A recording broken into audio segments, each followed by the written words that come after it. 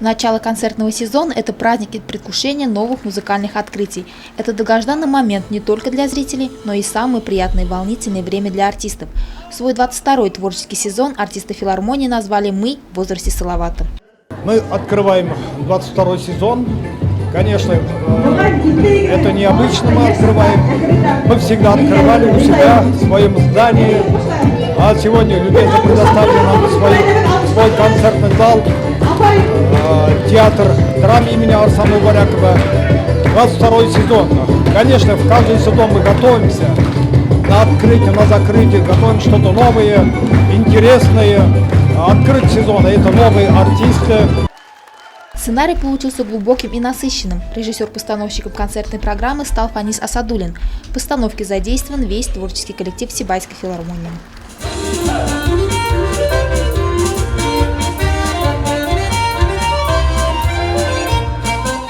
Вообще программа сделана очень насыщенная, хорошая, мне понравилось.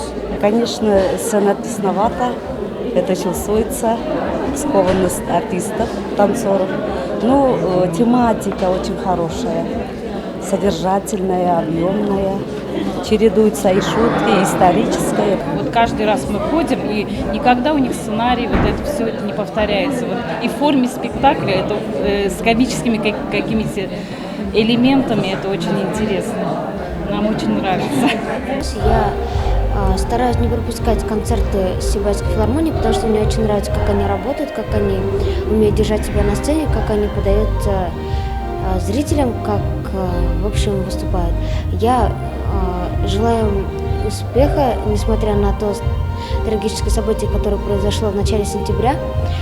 Главное не падать духом и развиваться в культуре дальше.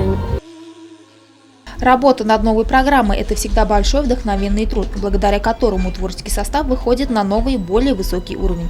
Все-таки искусство побеждает. Несмотря на потери, понесенные коллективом филармонии, артисты все же не потеряли стойкость духа и вновь подарили зрителям магию музыки и танца. Альфия Янчурина, Радмир Исангулов, Гульнара Скильдина, телекомпания СТВ.